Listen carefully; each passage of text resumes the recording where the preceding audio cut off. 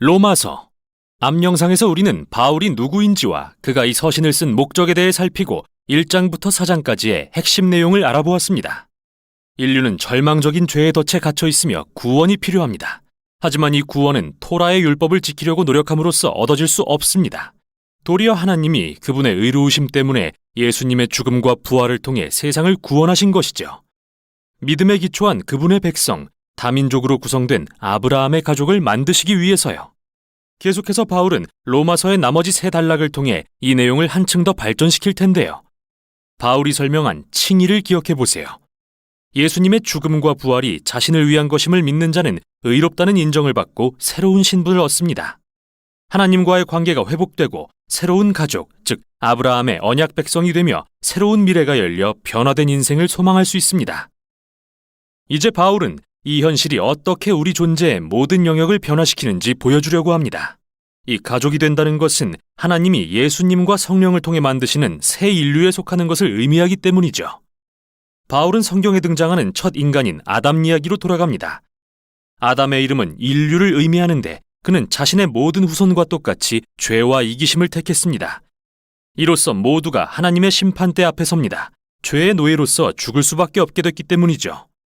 그런데 바울은 아담과 예수님을 비교합니다. 새 아담이신 예수님은 하나님을 향한 신실한 순종을 희생적 사랑의 행위를 통해 보이셨죠. 또한 자기 생명을 선물로 주셔서 우리가 하나님 앞에 의롭다 여김을 받도록 하십니다. 이로써 예수님은 이 선물로 인해 변화된 존재인 새 인류의 선두에 서십니다. 바울은 이어지는 6장에서 로마의 그리스도인들에게 말합니다. 예수님을 따르기로 선택한 것은 아담과 같은 옛사람을 떠나 예수님과 같은 새 사람이 된다는 의미이고 세례는 이러한 전환의 신성한 상징이었다고 말이죠.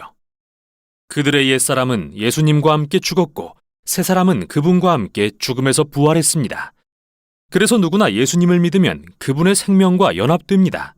그분께 일어난 일이 그에게도 사실이 되는 거죠. 예수님과 같은 새 사람이 되었음을 인정할 때 비로소 해방된 온전한 사람으로서 하나님과 이웃을 진정으로 사랑할 수 있게 됩니다. 그런데 바울은 7장에서 묻습니다. 새 인류를 만드는 게 언제나 하나님의 목적이었다면 애초에 이스라엘의 율법, 히브리어로 토라는 왜 주신 걸까요? 여담이지만 바울은 가끔 율법이라는 말을 토라의 줄거리와 내용을 가리키는 데 사용하는데요. 어떤 때는 더 구체적으로 하나님이 모세를 통해 주셨고 토라에 기록된 수백 개의 계명을 가리키는 말로도 사용하죠. 여기서 바울의 초점은 두 번째 의미에 있습니다.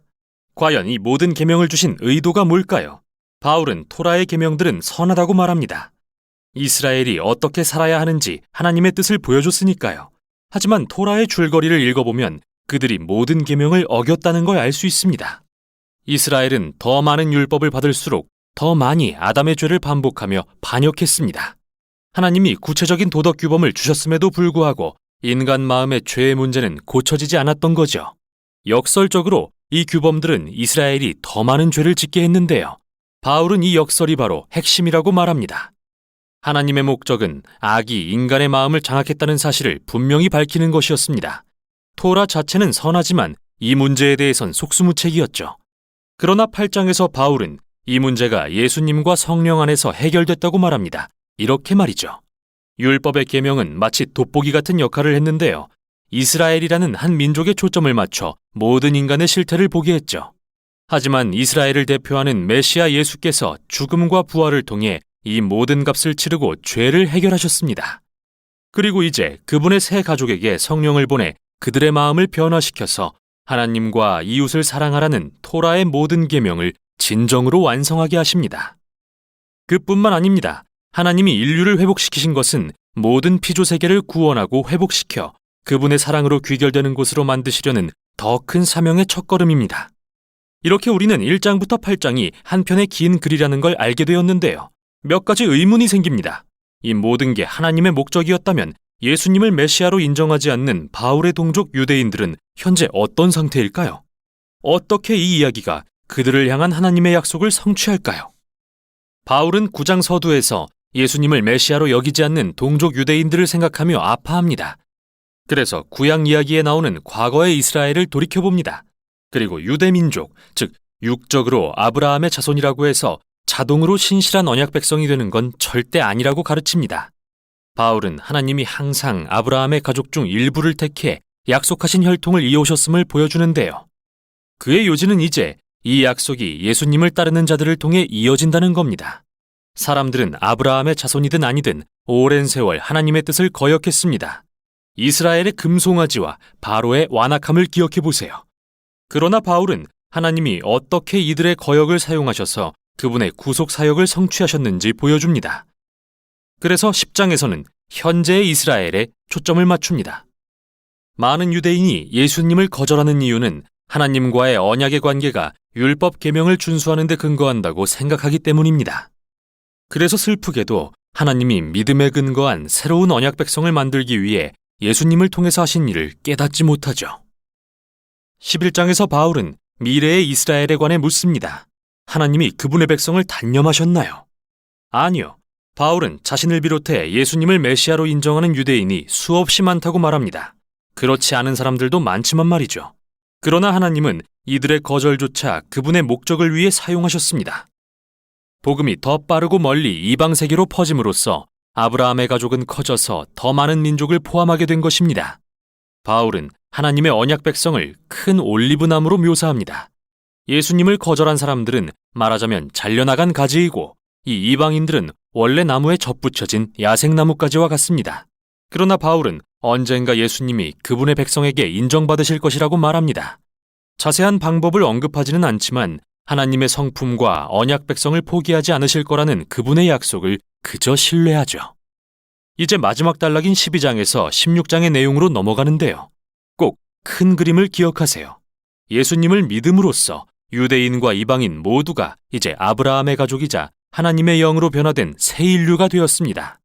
이게 하나님이 오래전에 하신 약속을 성취하시는 방법입니다. 그러므로 유대인과 이방인 그리스도인들이 보일 올바른 반응은 교회로서 하나 되는 것뿐입니다. 12장과 13장에서 바울은 이러한 연합은 서로를 힘써 사랑하고 용서할 때 가능하다고 가르칩니다. 사랑은 각자가 자신의 은사와 재능을 사용해 교회의 지체들을 섬길 때 드러나게 됩니다. 이는 또한 겸손과 용서를 의미합니다. 이처럼 다른 민족과 문화가 예수님 안에서 연합할 때 갈등은 불가피한데요.